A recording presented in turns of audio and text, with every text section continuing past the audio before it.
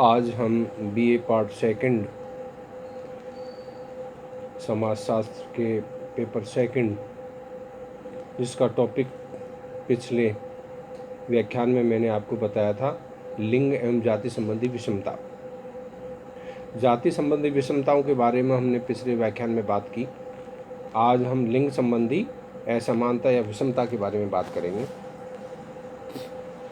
तो पहले हम ये जानते हैं कि लैंगिक विषमता का अर्थ क्या है।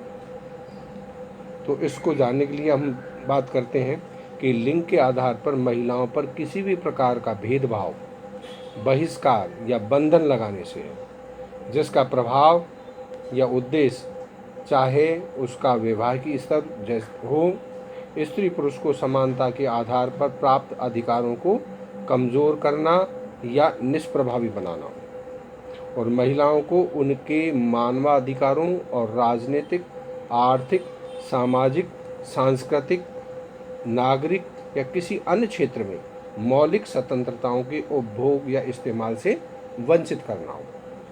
तो अब आपके ये बात समझ में आ गई होगी कि लैंगिक विषमता से हमारा अभिप्राय क्या है, क्या अर्थ है इसका। लैंगिक विषमता से अभिप्राय ये अर्थ है इसका कि लिंग के आधार पर, यानी कि लिंग के आधार पर महिलाओं पर किसी भी प्रकार का भेदभाव, बहिष्कार या बंधन लगाने से है जिसका प्रभाव या उद्देश्य उसके वैवाहिक स्तर, स्त्री पुरुष की समानता, उसके प्राप्त अधिकारों को कमज़ोर करना या निष्प्रभावी बनाना हो, और महिलाओं को उनके मानवाधिकारों और राजनीतिक, आर्थिक, सामाजिक, सांस्कृतिक, नागरिक या अन्य किसी प्रकार के मौलिक स्वतंत्रताओं के उपभोग या इस्तेमाल से वंचित करना हो।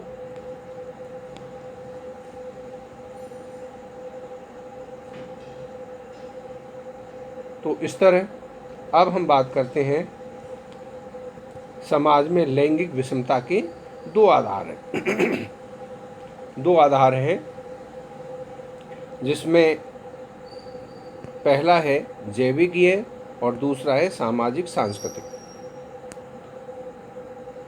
पहला जो है वो इसके विषमता के आधार हैं जैविक और दूसरा है सामाजिक सांस्कृतिक। ये दोनों ही आधार लैंगिक विषमता को अपने अपने ढंग से अभिव्यक्त करते हैं।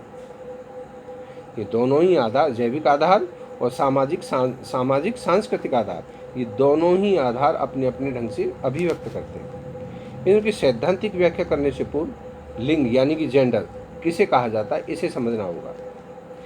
उसे समझने के लिए हम इसको आगे बढ़ते हैं।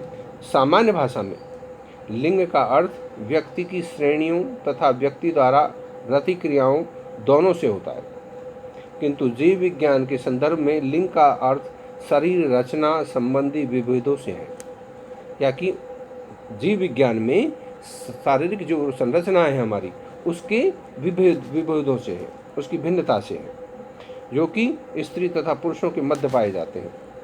हमारा लिंग और व्यापक रूप से हमारी जैविक संरचना जीन्स का परिणाम होती है। स्त्री तथा पुरुष के व्यवहार में विभेद या लिंग का परिणाम क्या है, इस विषय पर भिन्नता पाई जाती है।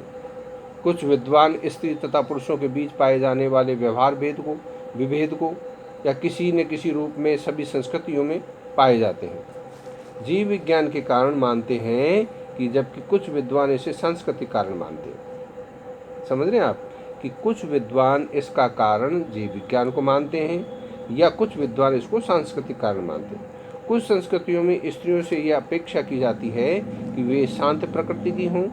स्त्री एवं पुरुषों के बीच पाए जाने वाले श्रम विभाजन को कुछ लोग इसमें पाए जाने वाले विभेद के कारण मानते हैं। स्त्री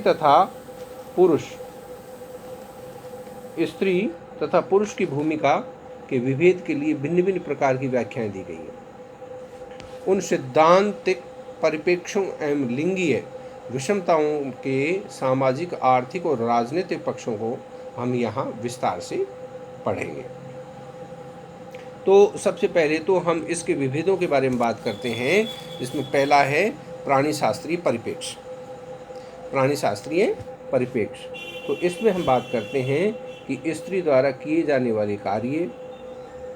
प्राणीशास्त्रीय परिप्रेक्ष्य के अनुसार स्त्री द्वारा किए जाने वाले कार्य कम गतिशीलता तथा घर पर अधिक रहने के कारण स्त्री को गृह कार्य ही सौंपे गए हैं, जबकि पुरुष ने अपनी अधिक शारीरिक शक्ति के कारण आखेट एवं कृषि संबंधी कार्यों को ग्रहण किया है तथा समाज में शक्ति प्राप्त कर लिए और अब तक बनी हुई है। आप समझ गए होंगे कि प्राणी शास्त्रीय परिप्रेक्ष्य के अनुसार स्त्रियों को कम शक्तिशाली और पुरुष को अधिक शक्तिशाली शारीरिक रूप से माना गया है। समाज में यह भी धारणा प्रचलित है कि पुरुष को घर के कार्यों के बाहर के कार्य करने चाहिए, जबकि स्त्री का कार्य क्षेत्र घर है, वह रसोई का कार्य करे और बच्चों का लालन पालन करे। समाज में पुरुषों की भूमिका को अधिक महत्व एवं शक्ति प्रदान की गई है। मुरनाक ने भी अपने अध्ययन द्वारा किए गए सभी समाजों में यौन आधारित श्रम विभाजन पाया गया। पार्सन्स ने भी परिवार में पिता की भूमिका को भावात्मक नेतृत्व के रूप में चित्रित किया है। तो इस आधार पर हम कह सकते हैं कि प्राणीशास्त्रीय आधार में भी स्त्रियों की जो स्थिति है वो पुरुषों से निम्न रही है और पुरुष अधिक शक्तिशाली रहे हैं। फिर हम बात करते हैं मानव शास्त्रीय परिप्रेक्ष्य में। मानव शास्त्रीय परिप्रेक्ष्य में विश्वास किया जाता है कि मानव व्यवहार संस्कृति द्वारा निर्धारित एवं निर्देशित होता है। मानव व्यवहार संस्कृति द्वारा निर्धारित एवं निर्देशित होता है। मानदंड हैं, मूल्य एवं भूमिकाएं संस्कृति द्वारा निर्धारित एवं समाज द्वारा संप्रेषित होती हैं। मानदंड, मूल्य एवं भूमिकाएं संस्कृति द्वारा निर्धारित एवं संप्रेषित होती हैं। स्त्रियों की भूमिका के बारे में लेवी स्ट्रास ने बताया है कि समाज की रचना की प्रक्रिया के दौरान स्त्री ने अधीनता की स्थिति ग्रहण की। उनके अनुसार संस्कृति का विकास स्त्री पुरुषों के विनिमय से प्रारंभ हुआ, जिसके द्वारा पारिवारिक बंधन मजबूत हुए और समाज का निर्माण हुआ।